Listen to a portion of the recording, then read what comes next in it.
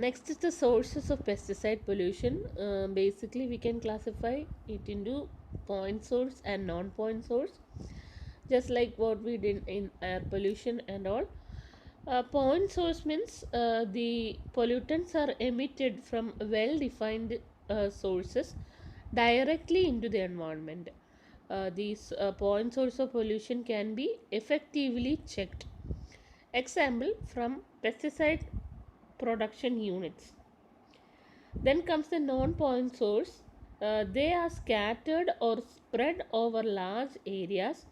These types of sources deliver pollutants indirectly through environmental changes and account for majority of the contaminants in the streams and lakes.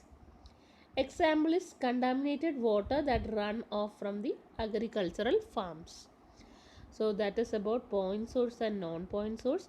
Point source means it is emitted from a particular source, and non-point source means it is spread over a large area. Both examples you can just keep in mind.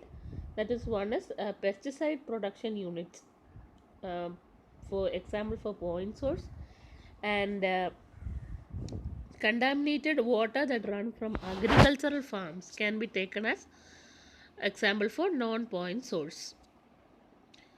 Now we can see what are the impacts of pesticides. Impacts on air, impacts on water, impacts on soil, impacts on plant, impacts on animals, impacts on birds, and impacts of aquatic life. So moving to the first one, what are the impacts pesticide pollution can cause on the air? First and foremost thing is air pollution.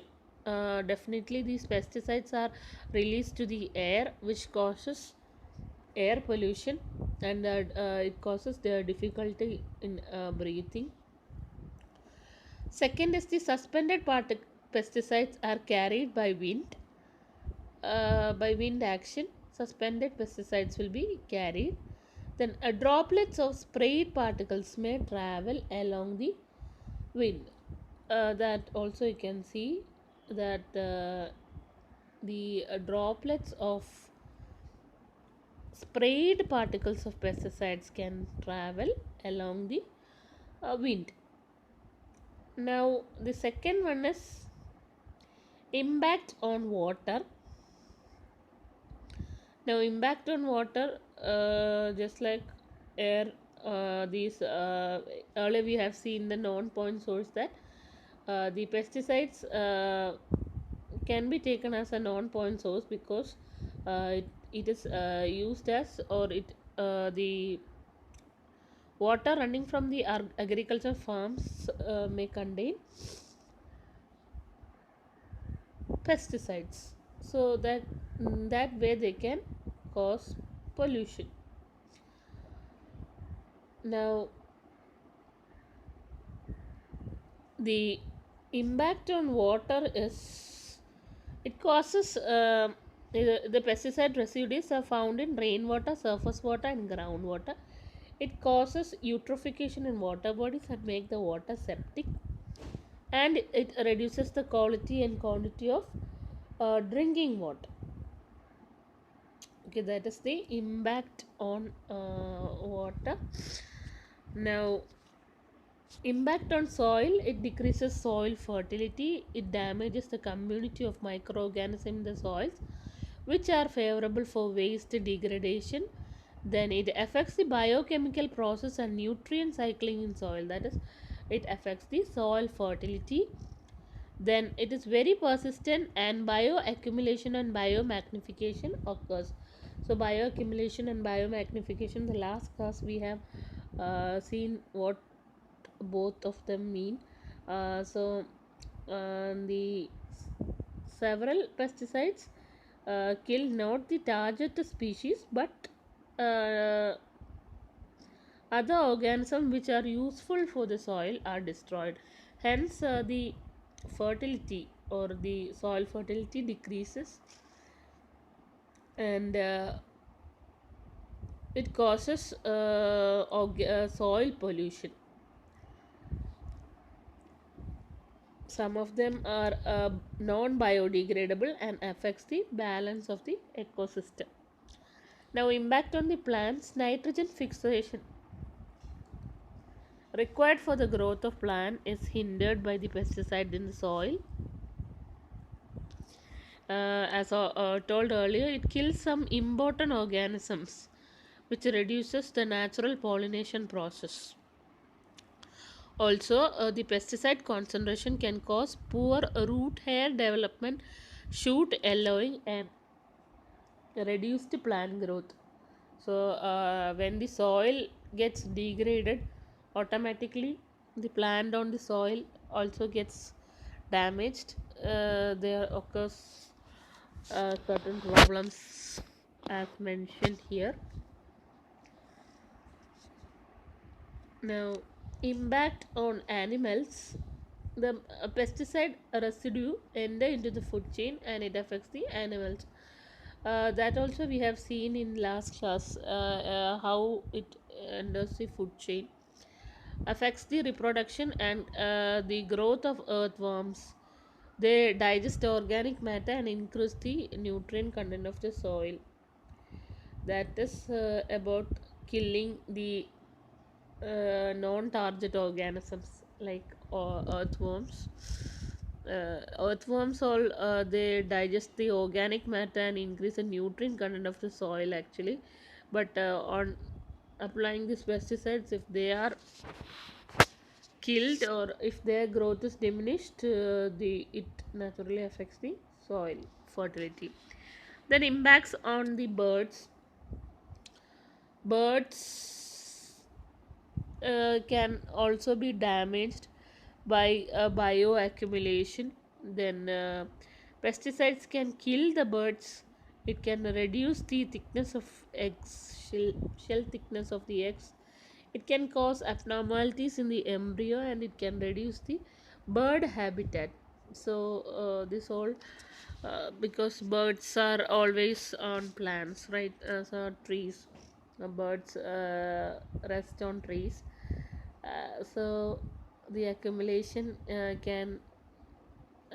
of pesticides, at times it can be poisonous and can kill the birds.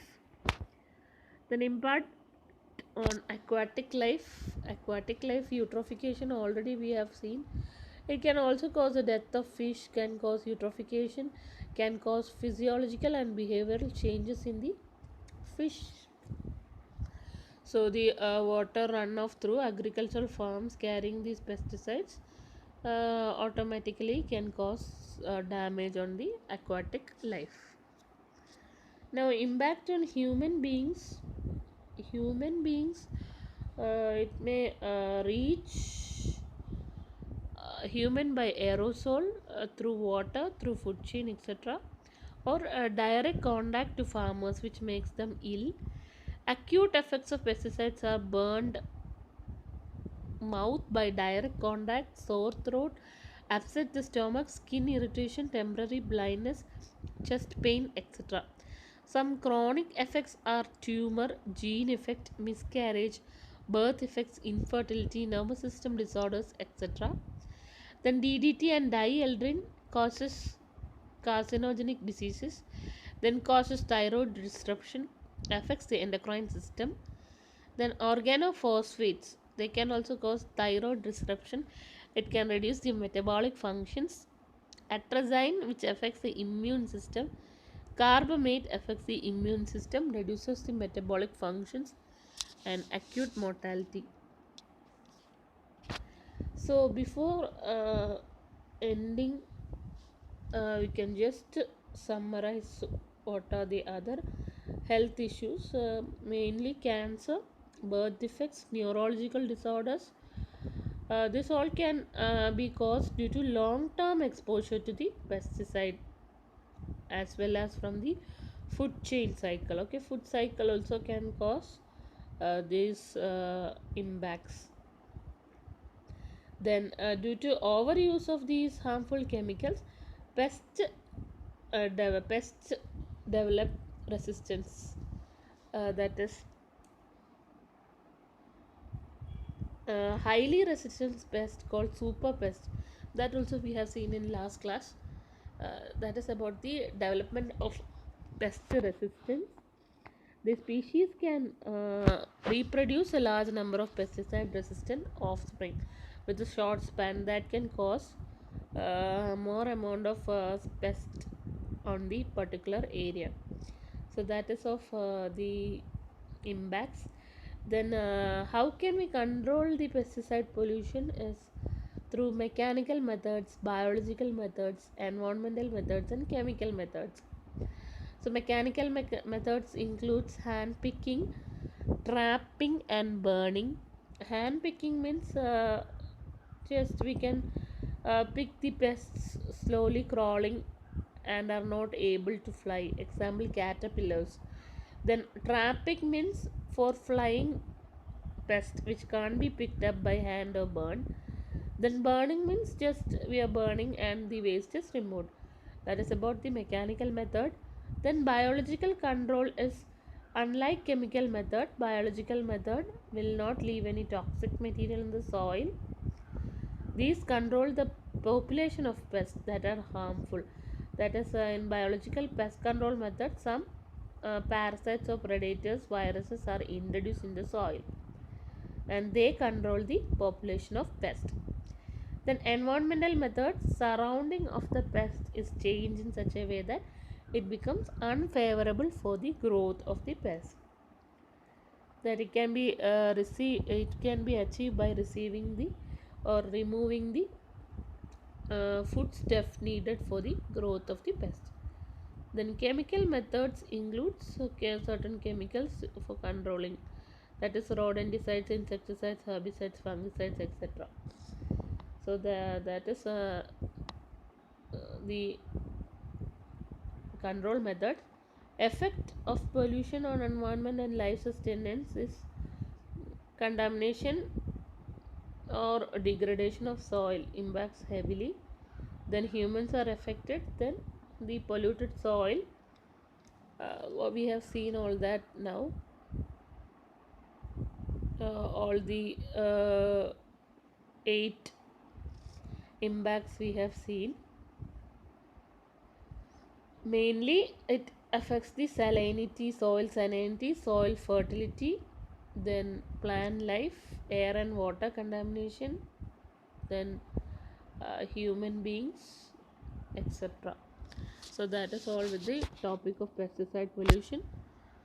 You have to learn about the source, then the effects or the impacts of pesticide pollution on human